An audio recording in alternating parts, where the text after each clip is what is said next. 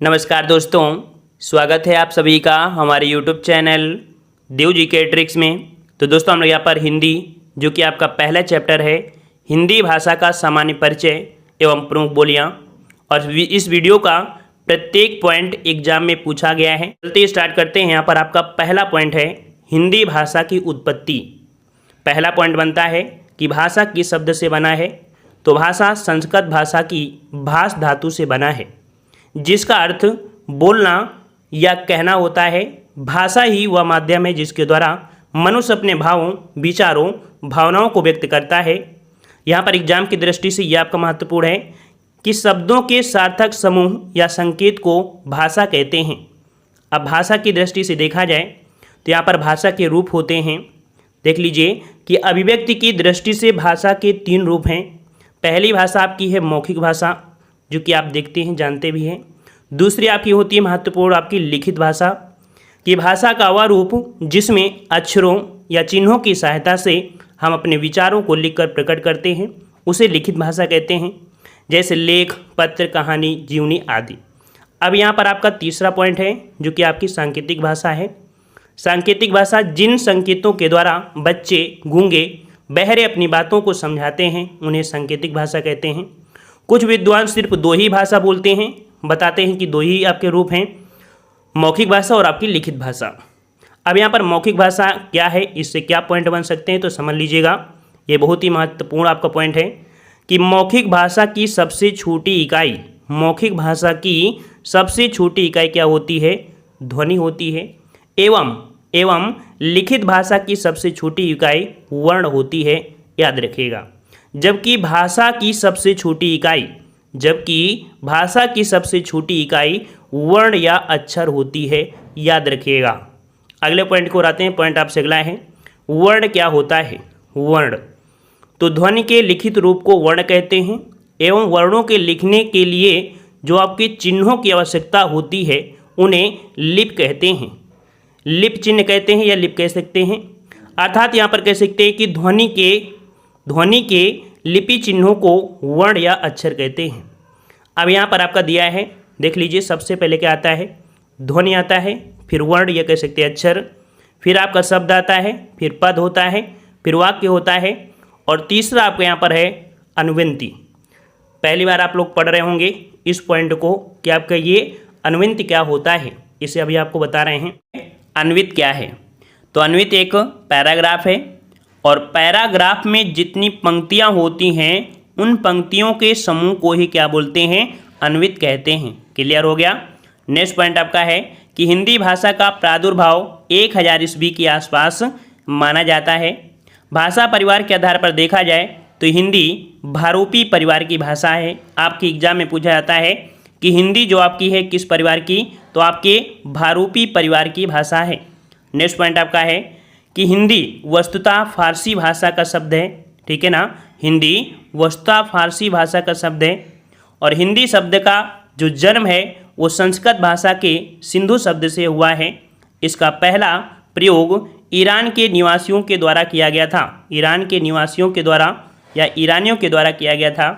हिंदी भाषा की मूल उत्पत्ति सौर श्रेणी अभ्रंश से मानी जाती है। एग्जाम में क्वेश्चन पूछा जाता है कि हिंदी भाषा की मूल उत्पत्ति जो मानी जाती है कहाँ से, तो आपके सौर श्रेणी अभ्रंश से मानी जाती है। नेक्स्ट पॉइंट आपका काफ़ी अच्छा है कि अभ्रंश को हिंदी की जननी कहते हैं। देख लीजिए, अभ्रंश को हिंदी की जननी कहते हैं, जबकि संस्कृत भारत की सबसे प्राचीन भाषा है, जिसे आर्य भाषा या आदिजननी या देव भाषा या देववाणी कहते हैं। एग्जाम में यहाँ से पॉइंट आपका बनता है कि हिंदी की आदिजननी किसे कहते हैं। देख लीजिए, हिंदी की आदिजननी किसे कहते हैं, तब हम लोग यहाँ पर संस्कृत को लगाएंगे। और अगर पूछे कि हिंदी की जननी किसे कहते हैं, तब आप लोग किसको लगाएंगे, अपभ्रंश को लगाएंगे। ये नया पॉइंट है। एग्जाम में अगर थोड़ा सा पॉइंट अगर होता है तो ऐसा लगता है कि हम तो सही करके आए थे लेकिन एग्जामिनर ने गलत कर दिया, ठीक है। ये पॉइंट नोट करिएगा। अगला दिया है, याद रखिए अपभ्रंश में केवल 8 स्वर थे। कौन कौन से, तो छोटा, बड़ा, छोटी, बड़ी, छोटा ऊ, बड़ा ऊ, ए, ओ, ठीक है। इन्हीं 8 स्वरों को मूल स्वर कहा जाता था, किंतु आदिकालीन हिंदी में, ठीक है, आदिकालीन हिंदी में दो नए स्वर जोड़े गए, ये आपके दो नए स्वर कौन आपके हैं, तो आपका अय और आपका औ, ठीक है, जो कि आपके क्या है, ये संयुक्त स्वर हैं। और अगला पॉइंट आपका है कि अपभ्रंश में ड और ढ व्यंजन नहीं थे, इनका विकास जो हुआ है वो आपके आदिकाल में। एग्जाम में पूछा जाएगा कि जो आपके ड और ढ हैं इनका विकास कब हुआ, तो आपके आदिकाल में हुआ है। अगला पॉइंट आपका है भारतीय आर्य भाषा। तो भारतीय आर्य भाषा को 3 कालों में विभाजित किया जाता है। पहले आपकी है प्राचीन आर्य भाषा, जिसका समय है 1500 ईस्वी पूर्व से 500 ईस्वी पूर्व तक। दूसरी आपकी है मध्यकालीन भारतीय आर्य भाषा, जिसका समय है 500 ईस्वी पूर्व से 1000 ईस्वी तक। और आधुनिक भारतीय आर्य भाषा जो आपकी है, इसका समय है 1000 ईस्वी से अब तक। अगला पॉइंट आपका है, यहाँ पर देख सकते हैं हिंदी का विकास क्रम पूछा जाता है। तो यहाँ पर संस्कृत, फिर पाली, फिर प्राकृत, फिर अपभ्रंश, फिर आपकी हिंदी होती है, ठीक है। अगला पॉइंट आपका यहाँ पर नोट करिएगा कि अपभ्रंश और हिंदी के बीच कड़ी के रूप में भाषा का एक और रूप प्राप्त होता है, जिसे कुछ विद्वान अव्वाहट के नाम से जानते हैं, ठीक है ना, समझ आ गया ना। अपभ्रंश और हिंदी के बीच एक पॉइंट आपको गैप किया गया था ना, अव्वाहट, ठीक है। तो कुछ विद्वान अव्वाहट जो आपका है, ठीक है, तो विद्वान इसे अपभ्रंश ही मानते हैं। अगला पॉइंट आपका दिया है कि अव्वाहट नाम का स्पष्ट रूप जो उल्लेख है वो किसने किया है, तो विद्यापति की, जो कह सकते हैं कहाँ पर किया गया है, तो विद्यापति की कीर्तिलता में मिलता है। जो अव्वाहट शब्द आपका है, ठीक है, इसका उल्लेख जो आपका है वो विद्यापति की कीर्तिलता में मिलता है, ठीक है। और ये आप देख सकते हैं, ये आपका है। और अगला पॉइंट आपका है यहाँ पर संस्कृत। संस्कृत जो कि आपकी कह सकते हैं देववाणी, अभी बताया भी था। अब यहाँ पर देखो संस्कृत के बाद पाली आ गई। पाली से क्वेश्चन आपका क्या बनेगा कि पाली के समय जो बौद्ध धर्म की भाषा थी, ठीक है, भगवान बुद्ध ने पाली भाषा में उपदेश भी दिया है। फिर इसके बाद आपकी प्राकृत भाषा आती है, जो कि देख सकते हैं जैन धर्म की भाषा है। महावीर स्वामी ने प्राकृत भाषा में ही उपदेश दिया है। फिर आपके यहाँ पर अपभ्रंश है। अपभ्रंश मतलब होता है बिगड़ा हुआ रूप। फिर आपके यहाँ पर आती है हिंदी, और हिंदी जो देख सकते हैं कि वर्तमान में जो बोली जाती है वो आपकी हिंदी या कह सकते हैं खड़ी बोली होती है। अब यहाँ पर एक मेन पॉइंट होता है, ये बहुत पूछा है एग्जाम में, कि आकृत मूलक अर्थात आकृत या रूप के आधार पर हिंदी वियोगात्मक या विशिष्ट कह सकते हैं शिष्ट भाषा। एग्जाम में पूछेगा हिंदी कैसी आपकी है, तो हिंदी आपकी कैसी है, तो आपकी विश्लिष्ट आपकी भाषा है, जिसे हम लोग श्लिष्ट भाषा बोल देते हैं। जबकि संस्कृत जो आपकी है वो आपकी संयोगात्मक है, एवं अंग्रेजी जो आपकी है वो आपकी वियोगात्मक भाषा है। इसे भी नोट कर लीजिएगा, बहुत बार एग्जाम में पूछा गया है कि हिंदी जो आपकी है वो आपकी कैसी है, वियोगात्मक या कह सकते हैं आपकी विश्लिष्ट भाषा है, और संस्कृत जो आपकी संयोगात्मक है, और अंग्रेजी जो आपकी है वो आपकी वियोगात्मक भाषा है। अगला पॉइंट आपका है कि विश्व की 10 सबसे ज़्यादा बोली जाने वाली भाषाओं में से हिंदी का स्थान कौन सा है, तो तीसरा स्थान है। जबकि देखा जाए तो अंग्रेजी का प्रथम स्थान, और जो चीनी जिसे हम लोग मंदारिन बोलते हैं इसका स्थान आपका दूसरा है। ये भी पॉइंट आपका याद रखना है।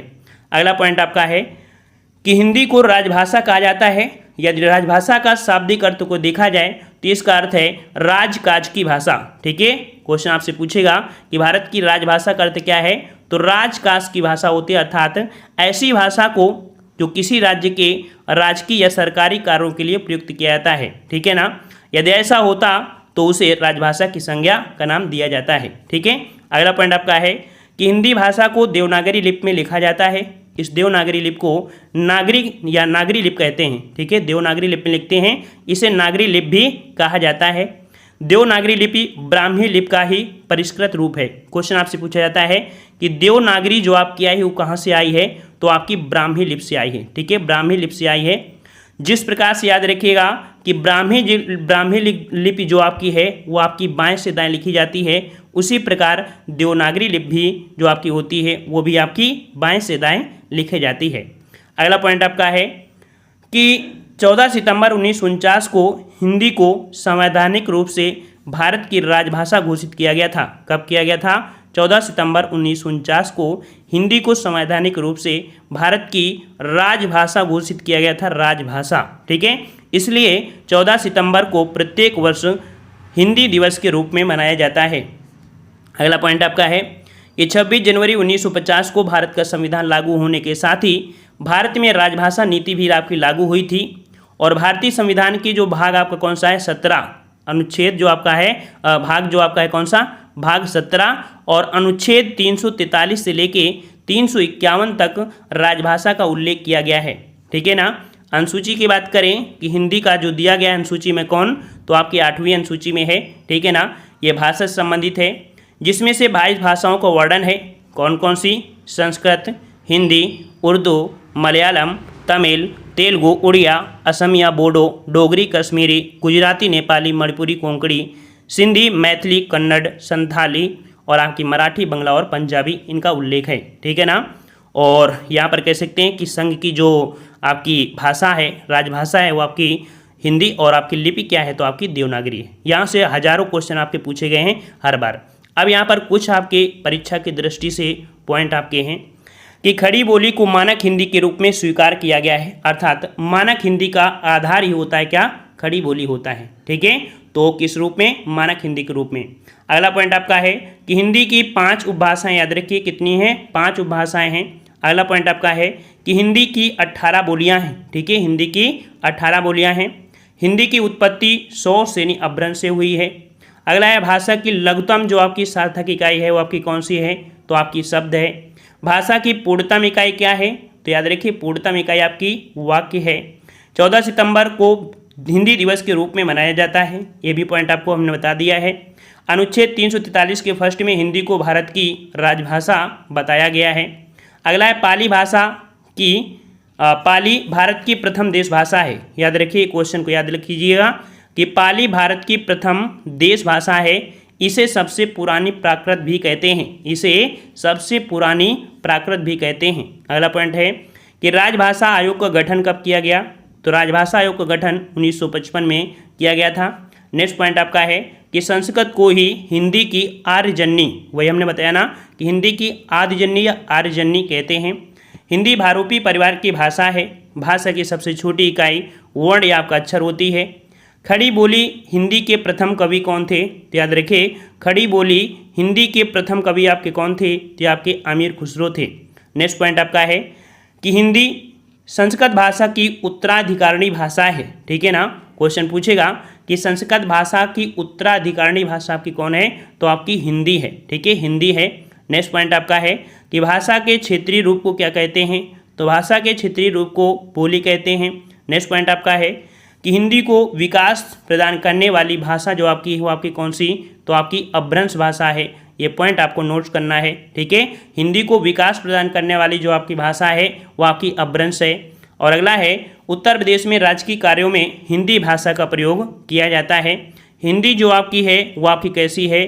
तो आपकी वियोगात्मक एवं विश्लिष्ट आपकी भाषा है। अगला है खड़ी बोली को हिंदी का अन्य नाम क्या है? तो खड़ी बोली हिंदी का अन्य नाम आपका कौरवी है। ये भी क्वेश्चन आपका पूछा जाता है। अगला है हड़ौती एवं ढोड़ाही पूर्वी राजस्थान की बोली है। अगला है भोजपुरी भाषा का वर्णन 8वीं अनुसूची में नहीं किया गया है। ठीक है, ये पॉइंट आपसे पूछा है, बल्कि इसे शामिल करने के लिए यहाँ पर चर्चाएं चल रही हैं। अगला है कि पश्चिमी हिंदी की सर्वाधिक प्रमुख बोली आपकी यहाँ पर दिया है, कौन सी आपकी ब्रज भाषा है। तो यहाँ पर इसमें यहाँ पर आपको क्या करना है भाई? तो यहाँ पर आपको करना है खड़ी बोली, क्योंकि एग्जामिनर यहाँ पर खड़ी बोली को ही लगाता है। ऐसा इसलिए क्योंकि हर जगह लगभग आपकी प्रयोग होती है। लेकिन जो ब्रज भाषा है तो ब्रज भाषा को हम लोग लिखित की दृष्टि में जो लिखने के उद्देश्य या कह सकते हैं जो भी आपके साहित्यिक रूप हैं, तो साहित्यिक रूप में इसका आपका सर्वाधिक वर्णन आपका हुआ है। ठीक है ना। रामपुर, मुरादाबाद, मेरठ, बिजनौर, देहरादून, अम्बाला और आपके सहारनपुर में खड़ी बोली अपने ठेठ रूप के रूप में दिखाई देती है। अमीर खुसरो ने हिंदी भाषा को हिंदवी कहा है। ठीक है, याद रखिएगा कि हिंदवी किसने कहा है? तो अमीर खुसरो ने ही हिंदी भाषा को हिंदवी कहा था। अमीर खुसरो हिंदी खड़ी बोली में रचनाएं करते थे। हिंदी शब्द का प्रयोग सर्वप्रथम जो फारसी भाषा की रचनाओं में मिलता है। नेक्स्ट पॉइंट आपका जो दिया गया है, पढ़े भी थे कि भाषा शब्द संस्कृत की भाष धातु से बना है, जिसका अर्थ होता है बोलना या आपका कहना होता है। नेक्स्ट पॉइंट है आपका कि बोली का क्षेत्र जब थोड़ा विकसित हो जाता है और उसमें साहित्य की रचना होने पर वो आपकी उपभाषा आपकी बन जाती है। नेक्स्ट पॉइंट आपका है कि देवनागरी लिपि का सर्वप्रथम प्रयोग जो आपका हुआ है वो आपके कहाँ पर मिलता है? ये पॉइंट आपको याद रखना है कि देवनागरी लिपि का सर्वप्रथम प्रयोग जो मिलता है वो आपके जयभट्ट के शिलालेख में मिलता है, जयभट्ट के शिलालेख में। नेक्स्ट पॉइंट आपका है कि भारतवर्ष के लिए हिंदी भाषा का नाम सबसे पहले जो दिया था, सुलझाया था, ये आपकी किसने, तो आपके राजा राम मोहन राय ने। नेक्स्ट पॉइंट आपका है कि तमिल, तेलुगु, कन्नड़, मलयालम, यह जो आपकी भाषाएं हैं ये आपकी कैसी हैं, तो द्राविड़ परिवार की आपकी भाषाएं हैं। नेक्स्ट पॉइंट आपका दिया गया है यहाँ पर कि विश्व की लगभग 3000 भाषाओं को 13 भाषा परिवार में बांटा गया है। देखिए लगभग देखा जाए विश्व में आपकी 3000 भाषाएं हैं, इनको 13 भाषा परिवारों में बांटा गया है। जयपुरी बोली का स्थान जो आपका है वो आपका क्या है, ढूंढाही है, ठीक है ना। जयपुरी बोली का स्थानीय नाम क्या है, तो याद रखिए स्थानीय नाम क्या है, ढूंढाही है। और वाराणसी, आजमगढ़, इलाहाबाद, भभुआ आदि जिले जो कि यहाँ पर देख सकते हैं कि काशिक भाषावादी क्षेत्र है। काशिका का विकास जो आपका हुआ था या काशिका का विकास स्थल जो आपका है वो आपका कौन है, वाराणसी है। काशी के नाम से इस क्षेत्रीय बोली का नाम काशिका पड़ा है। क्वेश्चन आपसे पूछा जाता है कि काशी का नाम जो पड़ा है किस लैंग्वेज पर, तो आपकी काशिका, ठीक है, काशिका। और अगला प्रश्न आपका है अवधी शब्द का अर्थ क्या है, तो अवधी शब्द का अर्थ होता है अवध की भाषा। नेक्स्ट पॉइंट आपका है कि भारत की संपर्क भाषा हिंदी एवं विश्व की संपर्क भाषा आपकी कौन सी है, तो आपकी अंग्रेजी। पॉइंट याद रखना कि भारत की संपर्क भाषा आपकी कौन सी है, कौन सी आपकी हिंदी, और विश्व की जो संपर्क भाषा है वो आपकी कौन सी, तो आपकी अंग्रेजी है। ये भी पॉइंट आपको याद करना है। अगला है वर्तमान में भारत में सर्वाधिक बोली जाने वाली भाषाओं का सही क्रम क्या है, तो आपकी हिंदी, फिर आपकी बंगला, फिर मराठी, फिर तेलुगु, फिर आपकी तमिल है। अगला है कि भारत में सर्वाधिक बोली जाने वाली आपकी भाषा जो आपकी है वो आपकी हिंदी है। समझ में आ गया होगा इसको पढ़ने से, ठीक है ना। नेक्स्ट पॉइंट आपका दिया गया है देवनागरी लिपि। तो भाई देवनागरी लिपि यहाँ पर कह सकते हैं कि देवनागरी लिपि विशेष रूप से एक भारतीय लिपि है जिसके अंतर्गत अनेक भारतीय भाषाएं तथा कुछ विदेशी भाषाएं भी आपकी लिखी जाती हैं। यह लिपि बाएं से दाएं लिखी जाती है। इसकी पहचान एक क्षैतिज रेखा है, ठीक है। क्षैतिज रेखा जो आपकी होती है उसे हम लोग क्या बोलते हैं, इसे हम बोलते हैं शिरोरेखा। शिरोरेखा क्या होती है, जैसे यहाँ पर हमने लिखा का म ल, है ना। अब इसके ऊपर जो रेखा हम खींच रहे हैं इसे बोलते हैं शिरोरेखा बोलते हैं। क्लियर हो गया। चलिए अगला है देवनागरी लिपि में लिखी जाने वाली प्रमुख आपकी भाषाएं। तो देवनागरी लिपि में जो आपकी लिखी जाती हैं हिंदी, संस्कृत, पाली, मराठी, ठीक है, क्योंकि मराठी पूछा जाता है। कोंकणी भी होती है, सिंधी होती है, कश्मीरी, भोजपुरी, मगही, बोडो, डोंगरी, मैथिली, संथाली, राजस्थानी, नेपाली, गढ़वाली, नागपुरी, अंगिका, खस और आपकी अन्य, ठीक है। अब हम लोग यहाँ पर देख लेते हैं जो कि आपका अपभ्रंश है, ठीक है, अपभ्रंश। और अपभ्रंश में यहाँ पर देख लीजिए कि आपकी सौसेनी अपभ्रंश, मगधी अपभ्रंश, अर्धमगधी अपभ्रंश और आपकी खस अपभ्रंश। सौसेनी अपभ्रंश में आपकी पश्चिमी हिंदी आती है और आपकी राजस्थानी हिंदी। मगधी अपभ्रंश में आपकी बिहारी हिंदी और आपकी अर्धमगधी में पूर्वी हिंदी और आपकी खस अपभ्रंश जो होती है ये आपकी पहाड़ी हिंदी होती है जो कि आपकी सौसेनी की मिलता जुलता होती है, ठीक है ना। कौन सी, तो जो पहाड़ी हिंदी है ये आपके सौसेनी की मिलता जुलता होती है, इसलिए इसे खस अपभ्रंश में रखा गया है, ठीक है। अब यहाँ पर देख सकते हैं जो आपकी पहाड़ी हिंदी है इसे दो रूपों में किया गया है, गढ़वाली और आपकी कुमाऊनी। यहाँ पर जो पूर्वी हिंदी के आपके होते हैं तो आपके 3 रूप होते हैं, अवधी, बघेली और आपकी छत्तीसगढ़ी होती है, जो कि ABC वाली ट्रिक हमने आपको बताया था। बिहारी हिंदी के आपके 3 होते हैं, मगधी अपभ्रंश, मैथिली और आपकी भोजपुरी होती है। वहीं पर आपका जो राजस्थानी है तो राजस्थानी में आपकी 4 होती हैं। इसको इस प्रकार से समझिए क्योंकि यहाँ पर थोड़ी सी यहाँ पर दिक्कत है। यहाँ पर 4 में कौन होती है, तो आपकी ये देखिए पूरब है, ठीक है, ऐसे समझ जाएंगे। ये आपको पूरब है, ये आपको पश्चिम है, ये आपको उत्तर है, ये आपका दक्षिण है। जो पूर्वी आपकी राजस्थानी है उसमें से आपकी कौन सी, तो जयपुरी, क्योंकि राजस्थान की राजधानी क्या है, जयपुर, तो आपकी जयपुरी, या इसे हम लोग ढूंढाही बोलते हैं या इसे हम लोग हाड़ौती के नाम से भी जानते हैं। जो आपकी पश्चिमी राजस्थान में है वो आपकी मेवाड़ वाले में जो कह सकते हैं मारवाड़, है ना, मारवाड़ वाले बोलते हैं, मारवाड़, तो आपके होते हैं मारवाड़ी, यहाँ पर रहते हैं मारवाड़ी लोग रहते हैं। इस प्रकार से याद रखिए कि पश्चिमी राजस्थान में मारवाड़ी बोली जाती है।